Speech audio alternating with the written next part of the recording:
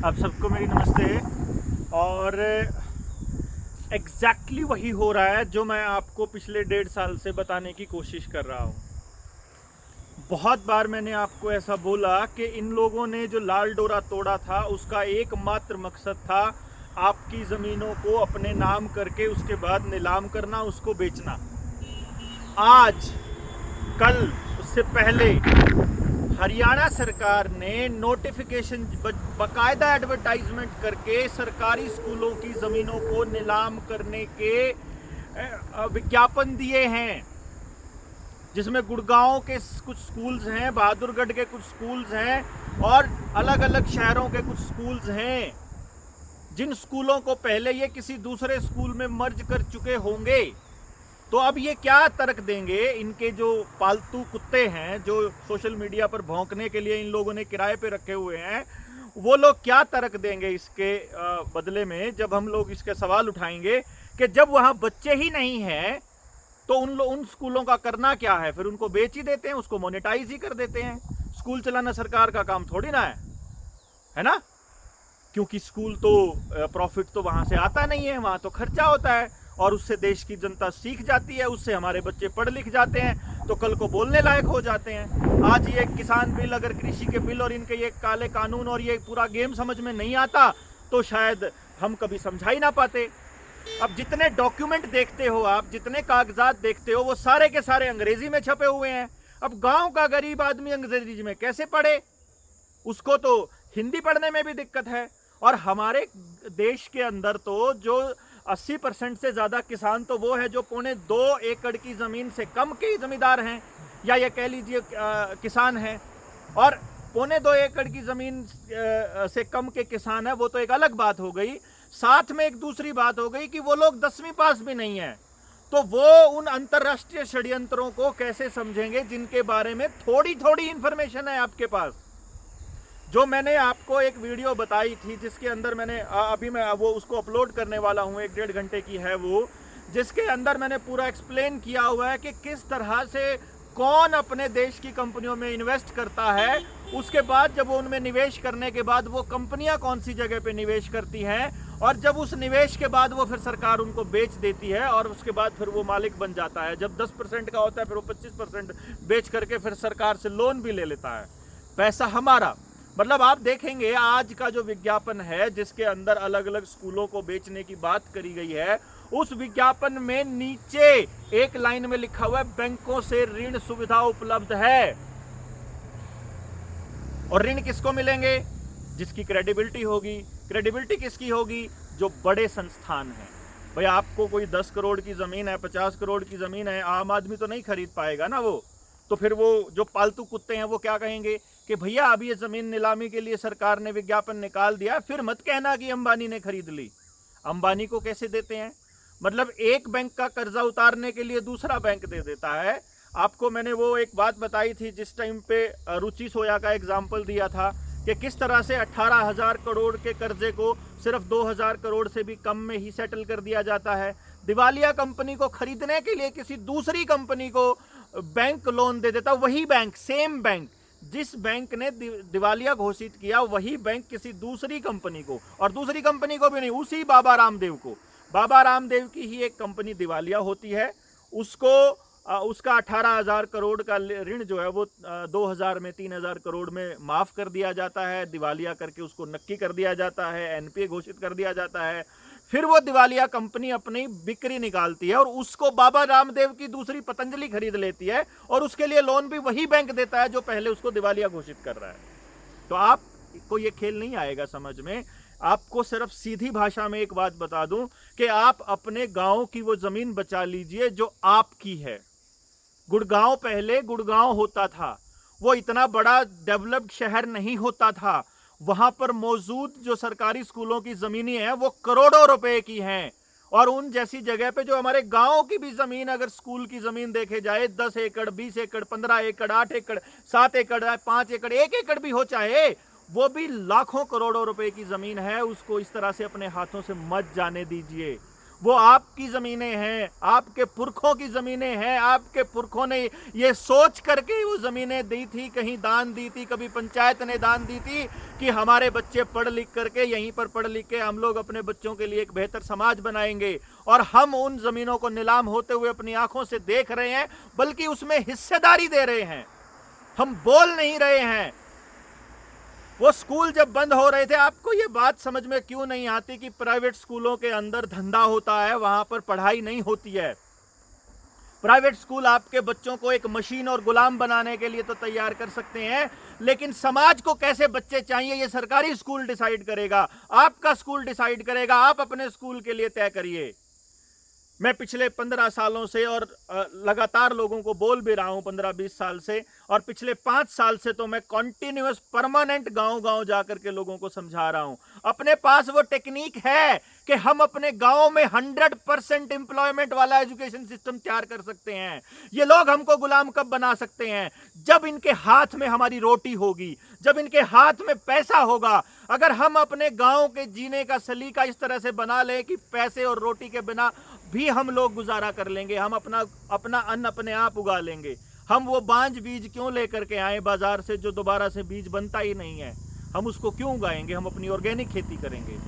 मैं आपको ये कहने की कोशिश कर रहा हूँ, आपको अगर गुलामी से बचना है तो आपको अपना गांव बचाना होगा। गांव को शहरों की तर्ज पर विकसित होने से बचाना होगा, क्योंकि गांव में अगर गैस पाइपलाइन, अगर वाटर, अगर पानी का कनेक्शन, अगर बिजली का कनेक्शन प्राइवेट हाथों में चला गया तो आप इनके गुलाम कन्फर्म हो जाओगे, बिल्कुल पक्के हो जाओगे। तो मेरी आपसे गुजारिश ये है कि एक तो अगर पुराने इक्विपमेंट आपके पास पड़े हुए हैं, अगर पुराने वो टेलीविज़न और पुराने वो, क्योंकि आने वाले टाइम में बहुत बड़ा एनर्जी फेलियर होने वाला है, बहुत बड़ा एनर्जी फेलियर। मतलब आपकी बिजली गुल, आपके टेलीविज़न गुल, इंटरनेट के ऊपर जो है, आपने बहुत दिनों से एक वीडियो सर्कुलेट कर रही है जिसके अंदर पुलिस वाले आपको माइक पर ये बता रहे हैं कि 140 वाले नंबरों से कॉल आए तो उठाना मत, आपका बैंक बैलेंस जीरो हो सकता है।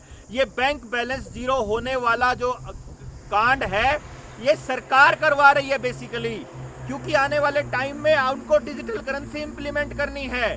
ये जो एक फर्जी महामारी ला करके आप लोगों के ऊपर टीके लगाने के प्रतिबंध लगा रही है, इसका एकमात्र कारण है आपको गुलाम करना है। आप अपने बच्चों को गुलाम होते हुए अपनी आंखों से देख नहीं रहे, बल्कि उसमें शामिल हो रहे हो षड्यंत्र में। आपको ये नहीं समझ में आ रहा है कि ये कितना बड़ा खेल चल रहा है। कुछ तो लॉजिक होगा, कोई तो लॉजिक होगा जिसके तहत वो लोग इन चीजों को इंप्लीमेंट कर सकते हो। एक तो आदमी बता दे किसी एक को फायदा हुआ है, और नुकसान की लाखों की संख्या में है जिनको नुकसान हुआ है ये पनीर टीका खाने से, ये अमृत का प्याला पीने से। आपको नहीं क्यों समझ आ रहा? इसके अंदर इस तरह के केमिकल्स हैं कि आपकी नसों को ब्लॉक करेंगे आने वाले टाइम में। आपको लगेगा कि आप नेचुरल डेथ मर रहे हो, आपके पूर्वज, आपके परिजन नेचुरल डेथ मर रहे हैं। अस्पतालों में जो चीज जो आपको कंट्रोल कर रही है वही तो कंट्रोल, बिग फार्मा को वही आदमी तो कंट्रोल कर रहा है। रोकेफेलर की तो पेस्टिसाइड कंपनियां हैं। रोकेफेलर फाउंडेशन ने ही तो हरित क्रांति लेकर के आया था। रोकेफेलर फाउंडेशन ही तो, आप समझिए ये पूरा गेम कहां से चल के आ रहा है। और जो आदमी इस षड्यंत्र का सबसे बड़ा हिस्सेदार है, बिल गेट्स, उसने तो सारे पुराने बीज भी अपने सुरक्षित रखे हुए हैं। और हम लोगों के पास अपने इतिहास को संजो कर रखने वाला कुछ भी नहीं है। उल्टा हम अपने स्कूलों को इनके हवाले कर रहे हैं, उल्टा हम अपनी सरकारी ज़मीनों को इनके हवाले कर रहे हैं। बिजली के संयंत्र प्राइवेट हो जाएंगे, गैस के सारे संयंत्र प्राइवेट हो जाएंगे, पेट्रोलियम प्राइवेट हो जाएगा। तो प्राइवेट हाथों में देने का मतलब क्या है समझते हैं? पेट्रोलियम देने का हाथ, इसका मतलब है कि उसको इतना महंगा कर दिया जाएगा कि आपको मजबूरन पेट्रोल, डीजल और इस तरह की एक्टिविटीज़ छोड़नी ही पड़ेंगी। और जब आप इन एक्टिविटीज़ को छोड़ेंगे तो आपको इनके उस रास्ते पर चलना पड़ेगा जिस पर ये चलाना चाहते हैं आपको।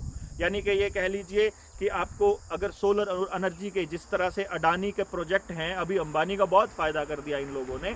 अंबानी ने फ्यूचर ग्रुप भी खरीद लिया। अंबानी के लिए हमारे खट्टर साहब तो बाकायदा हर हित स्टोर बना रहे हैं। वो ये कह रहे हैं कि गांव के लोगों को रोज़गार मिलेगा। रोज़गार नहीं मिलेगा भैया, आप लोग गुलामी की तरफ जा रहे हो।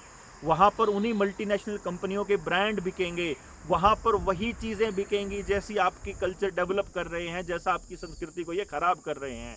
आपको जहर परोसा जाएगा, आपको डिब्बा बंद खाना दिया जाएगा। आपको जो अपने घरों के अंदर, जो आप गांव के अंदर साफ स्वस्थ खाना खाते हैं, जो अपनी कल्चर है, जिस तरह से हम अपने घर का बना हुआ खाना खाते हैं, ये आपको पेस्टिसाइड वाला डिब्बा बंद खाना खाने के लिए और बर्गर, पिज़्ज़ा, कबाड़ा खाने के लिए उकसाएंगे। आपको प्रोसेस्ड फूड, अभी प्रोसेसिंग की यूनिट लगने जा रही है, लगी हुई है ऑलरेडी, आपके लिए प्रोसेस्ड खाना आया करेगा कि आपको जो निकम्मा बनाया है बकायदा, उस निकम्मेपन का फ़ायदा उठाने के लिए, उसके लिए ये आपको ऐसा खाना देंगे कि भाई ये आपका ऑर्गेनिक सरसों का साग है, इसको तवे पे डालो और फ्राई करो और हो गया तैयार। इसी तरह से ये रोटी है बनी बनाई, इसको गर्म करो और रोटी को खा लो तवे पे। तो ये खेल होने वाला है। सबसे इम्पॉर्टेंट, सबसे ज़रूरी चीज़ ये है, आप अपने स्कूलों की ज़मीनों को बचाइए। हर ग्राम पंचायत, हर नगर पालिका के चेयरमैन के आगे, उसके प्रधान के आगे पहुंच जाइए अपना रेजोल्यूशन लेकर के कि हम लोग आए हैं और हमारा भी कोई ज़मीन नहीं बिकेगी, हम कुछ भी नहीं बेचेंगे। ये ज़मीनें बिक गई तो आपके बच्चे गुलाम हैं। ये स्कूल बंद करने के पीछे लॉजिक यही कर रखा है इन लोगों ने कि इन स्कूलों के लिए आवाज़ उठाने वाला कोई नहीं बचेगा, तो पीछे से ये कब्जा कर लेंगे। आप लोग समझ नहीं रहे हैं, आपकी पूरी की पूरी पीढ़ी को ख़त्म करने का खेल है ये। हर 100 साल में खेला जाता है ये। 2021 में खेला गया था, 1921 में, 1918 में भी खेला गया था, 1818 में भी खेला गया था, 1720 के आसपास भी खेला गया था। और क्योंकि एक पीढ़ी जब कुछ काम करती है तो अगली पीढ़ी उसको नहीं लेके जा पाती है। अब हम जो बात आज बोल रहे हैं, ये वाली बातें को कौन सुनेगा आने वाले 50 साल के बाद? तो उस पीढ़ी को ये पता ही नहीं होगा कि तुम लोगों को किस तरह से गुलाम बनाया उन लोगों ने। तो आप अपने डॉक्यूमेंट तैयार करने शुरू कीजिए, टोल प्लाजाज पे अनाउंसमेंट कर दीजिए, किसान आंदोलन में अनाउंसमेंट कर दीजिए। कंप्लीट बहिष्कार की ज़रूरत है आज के दौर में, कंप्लीट बहिष्कार, पूर्ण बहिष्कार। ये समझिए कि आपको ये अनाउंस करना पड़ेगा, आपको ये घोषणा करनी पड़ेगी कि ना ही तो कोई प्राइवेट कंपनियों के उत्पाद खरीदेगा, ना ही इनको कोई अपना सामान बेचेगा, ना ही इनके स्टोर खुलने देंगे, ना ही सरकार के किसी नई योजना को इम्प्लीमेंट होने देंगे। सरकार की योजनाएं, सारी योजनाएं, चाहे ये टीका लगाने वाली हैं, चाहे दूसरी हैं, ये सारी की सारी इस तरफ लेके जा रही हैं कि आप लोगों को गुलाम किस तरह से बनाया जाए और आपके दिमाग को कंट्रोल कैसे किया जाए। माइंड कंट्रोल इससे हो रहा है, कंप्यूटर से, मोबाइल से, जो आप देख रहे हैं लगातार। मैं तो नहीं कहता हूं कि आप इसके ऊपर बैठे रहिए, मैं ये कहता हूं कि आप अपने गांव में सभाएं आयोजित कीजिए, वहां बात करते हैं। सड़क पर उतरना होगा, आपको अपने बच्चों की ज़िंदगियां बचानी है तो स्कूल वाले अब आपके ऊपर प्रेशराइज करना, आपके ऊपर दबाव डालना शुरू करेंगे कि आपने अगर पनीर टीका नहीं लिया, उसका सर्टिफिकेट नहीं है, तो आपको स्कूल में नहीं घुसने देंगे। बहुत से लोग कह रहे हैं कि हम फर्जी सर्टिफिकेट बना ले बिना, नहीं, आने वाले टाइम में आपको स्कैन किया जाएगा और ये देखा जाएगा कि आपके पास जो सर्टिफिकेट है, आपकी बॉडी में वो मटेरियल है कि नहीं। अगर नहीं है तो आपको फिर अंदर करेंगे फौजरी में, आप फ्रॉड का केस भी लगा देंगे और आपको जेल भी डालेंगे। जो CAA की जेल बनी हुई है, जो NRC जो लाया गया था, वो सिर्फ और सिर्फ देश के अंदर नफरत को बढ़ाने के लिए, लोगों के बीच दूरी बढ़ाने के लिए, और CAA और NRC की आड़ में जो उन लोगों ने जेल बनाई थी, वो हम जैसे लोगों के लिए है, वो उन लोगों के लिए है जो लोग बोल रहे हैं सरकारों के खिलाफ। अगर सरकारों के खिलाफ इतना खतरा महसूस करते हुए भी अगर हम बोल रहे हैं, तो आप समझिए कि ये क्या खेल है।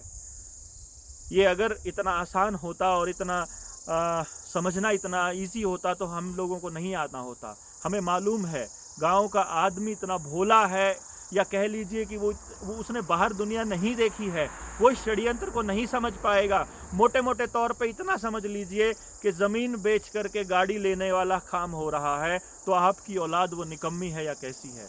आपने ये यकीन दिला दिया पूरी दुनिया को कि सरकारें नौकर होती हैं और हम मालिक होते हैं। मालिक को जागना होगा, मालिक को बताना होगा कि हम अपना मुंह नहीं ढकेंगे, मालिक को बताना होगा कि हमारी मर्जी के बिना हमारे अंदर कोई चीज़ नहीं जा सकती। आप कोई पनीर टीका धक्के से नहीं डाल सकते हमारे अंदर।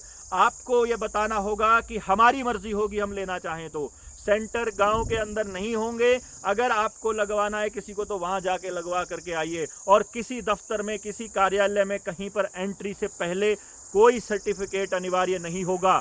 हम आज़ाद देश के नागरिक हैं और इस बात पर आप टीबी के मरीजों को नहीं रोकते हैं, आप जो इतनी संक्रमण वाली दूसरी बीमारियां हैं उनको नहीं रोकते हैं। एक सिंपल सीजनल फ्लू वाली बीमारी को रोकते हैं। मैं आपको बता देता हूं, कनाडा के प्रांत के अंदर एक प्रांत में कानूनी लड़ाई लड़ करके इसको सीजनल फ्लू घोषित कर दिया गया है। नॉर्वे में सीजनल फ्लू घोषित कर दिया, स्वीडन में सीजनल फ्लू घोषित कर दिया। दुनिया भर में प्रोटेस्ट हो रहे हैं, लाखों लोग सड़कों पर हैं, और उससे बचने का एकमात्र, और उन लोगों ने इस जो मैंडेटरी जो इन्होंने वैक्सीन पासपोर्ट बनाया हुआ है, इसके खिलाफ वो लड़ाई लड़ रहे हैं। आपको भी ये लड़ाई लड़नी होगी। आपको सड़कों पर आकर लोगों को समझाना होगा कि इस महामारी की आड़ में हम अपने संपत्तियों को नहीं बिकने देंगे, हम अपने बच्चों को गुलाम नहीं होने देंगे, हम हर हाल में लड़ाई लड़ेंगे और हर हाल में जीतेंगे। या तो हम लड़ते हुए मरेंगे या फिर हम जीतेंगे। अगर हम मर जाते हैं तो आने वाले वक्त में आप लोगों को ये चाहिए कि हर गांव के अंदर कम से कम 10 भगत सिंह पैदा हों जो आपको जागरूक करें। आप अपने गांव के सरकारी स्कूलों को खुलवाइए, उन स्कूलों के अंदर अपने बच्चों को वो पढ़ाइए जो आपके समाज को चाहिए, और उनको क्या चाहिए वो हम बता देंगे आपको। हमारे पास वो टेक्निक अवेलेबल है कि हम अपने बच्चों को इस तरह का माहौल दे सकते हैं कि एक सिंगल बच्चा भी बेरोजगार नहीं बचेगा। इन सब बातों को आप दिमाग के अंदर रखिए। आप इन लोगों की जालों में मत फंसिए, अपनी प्रॉपर्टी को नीलाम होने से बचाइए। रेजोल्यूशन पास करके ग्राम सभा का, खाप पंचायत का, हरियाणा की पंचायतों का या जन समूहों का, ग्राम सभा का, जिसका भी समूह इकट्ठा होकर के वहां पर जाकर ज्ञापन दे करके आइए। और ये यूनियन मर गई है क्या, या बिक चुकी हैं यूनियन के पदाधिकारी? इन लोगों को नहीं समझ में आ रहा कि गाँव में जाकर के समझाओ, आप अपने गाँव के स्कूलों को, शहर के स्कूलों को बचाओ। आज तो ये उन स्कूलों को बेच रहे हैं जिन स्कूलों से बच्चों को नदारद करके इन लोगों ने बर्बाद करके उन स्कूलों को बंद करने का ठेका ले लिया था। आने वाले टाइम में चलते हुए स्कूलों को नीलाम करेंगे, तब आप क्या करोगे? तो आपको इस जाल को समझना पड़ेगा। इसको समझिए, बोलिए, इसके खिलाफ आवाज उठाइए और सरकारों को बताइए कि मालिक हम हैं, तुम नहीं। ये एकमात्र तरीका है अपने आने वाले बच्चों की आज़ादी बचाए रखने का, वरना आज़ाद। अच्छा, एक और बात, जो माँ बाप अपने बच्चे का मुंह ढक के रखते हैं वो उनके सबसे बड़े दुश्मन है, ये समझ लीजिए। आज तक एक भी आदमी ये साबित नहीं कर पाया है, सरकारें साबित नहीं कर पाई हैं कि ये महामारी है। ये कोई साबित नहीं कर पाया है कि मुंह ढकने से आप स्वस्थ होते हैं, बल्कि ये साबित हो चुका है कि मुंह ढकने से आप बीमार होते हैं उल्टा। इस तरह से आप इस चाल को समझिए और अपने बच्चों को बचाइए। यही एकमात्र तरीका है इस महामारी से बचने का। तो इन्हीं सब शब्दों के साथ आज के लिए थैंक यू, धन्यवाद, नमस्कार।